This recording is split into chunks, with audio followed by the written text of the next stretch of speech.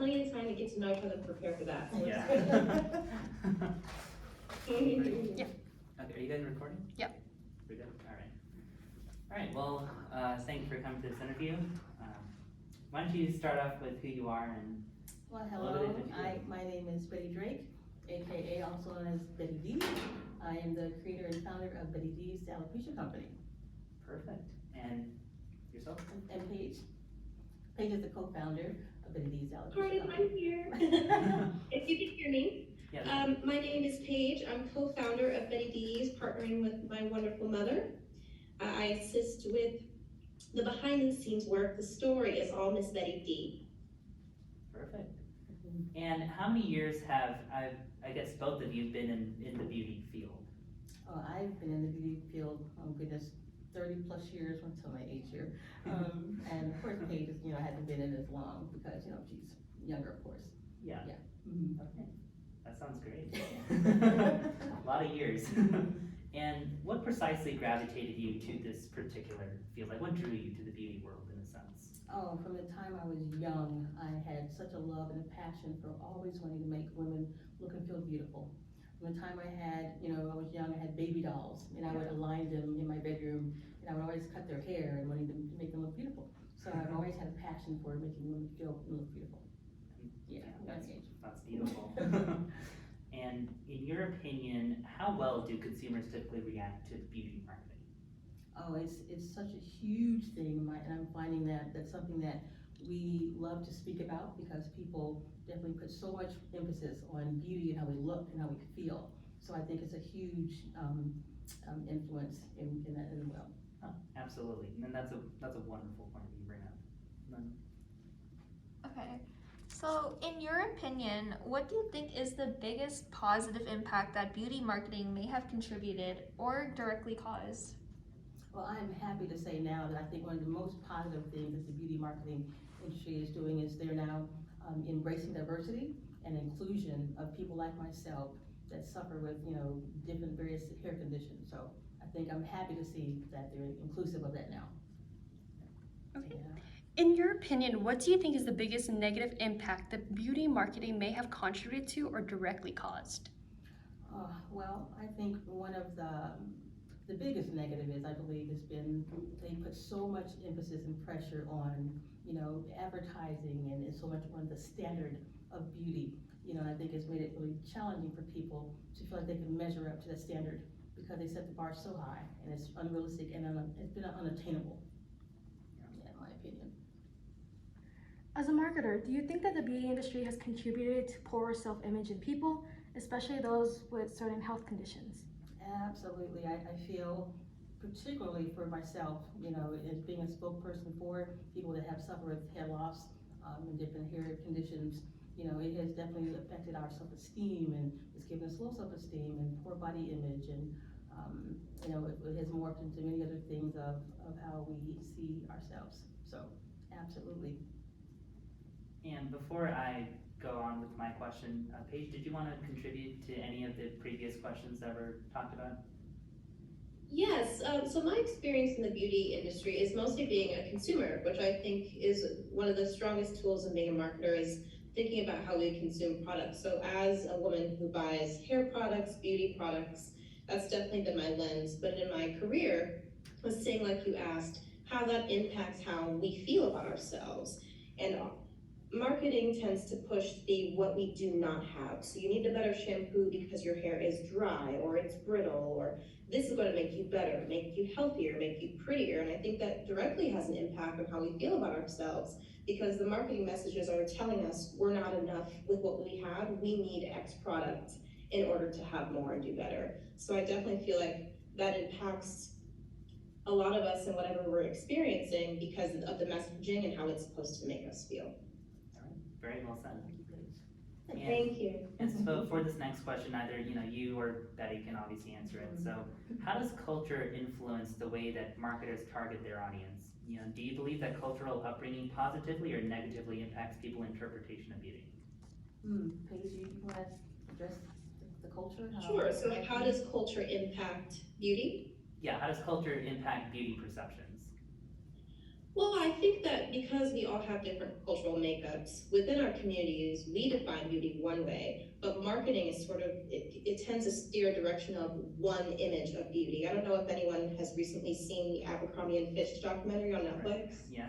I don't know if anyone's watched it. It's a perfect case study for brands and marketers showing one standard of beauty, while in our communities, beauty might not be thin or tall or long hair. Beauty is defined by a lot of different things. One would argue that short hair or bald is beautiful as well. And so I think it challenges the status quo because one standard of beauty does not fit all standards of culture. Perfect.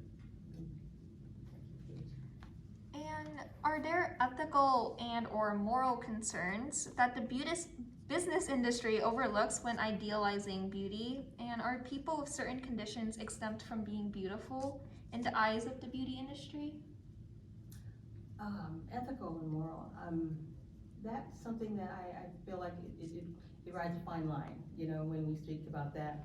And it's definitely something that we speak about a lot. And so I wonder, and I question when people ask that, you know, is it something that we should, you know, have to put a lot of weight and merit on that? So I would say it's always concerning, and I definitely know it affects people in such a, it impacts us in such a way that we are just, you know, very concerned and bothered by the connotations of that. What did you want to add to that, Ms. Page? About the ethical and moral impact. Yeah, how they feel the ethical and moral impact in the business envelope. Alistair, would you mind repeating the question for me? Yeah, sure thing. So the question is basically asking, does the sort of the business world exempt people with certain conditions from beauty marketing? Maybe I'll just try and rephrase it. Okay, Yeah. I can answer that. Sure, no, that's a beautiful way to rephrase. Yeah. I think that the industry has gotten better, but I think that it has focused a lot on exclusivity. So whether that is special needs, different language barriers, different ways to express our culture, like you asked in the previous question, I think there has been a lot of exclusion. And morally, that, you know, one would argue that that's not probably how it should be. I don't think that the beauty industry or the marketing industry always reflects its consumer base, its audience. There are a lot of people who consume beauty products and beauty standards, and I don't think that it's always represented in the marketing materials that we see and the content we consume. Absolutely.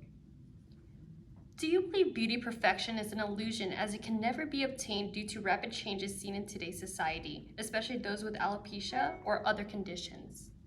I definitely think it sets such a precedence for people in the alopecia community. You know, it sets a standard. It sets the bar so high, and it leads us to feel that we don't meet the standards. And so it definitely leads us to feel as though we can step up and we want more to be said and done to speak on our behalf for inclusion. What do you think that we can do as a society to assist people's addiction to beauty perfection? Is there a way to make people realize that those with certain conditions should be viewed as beautiful? I think definitely education is important. More inclusion would be nice. And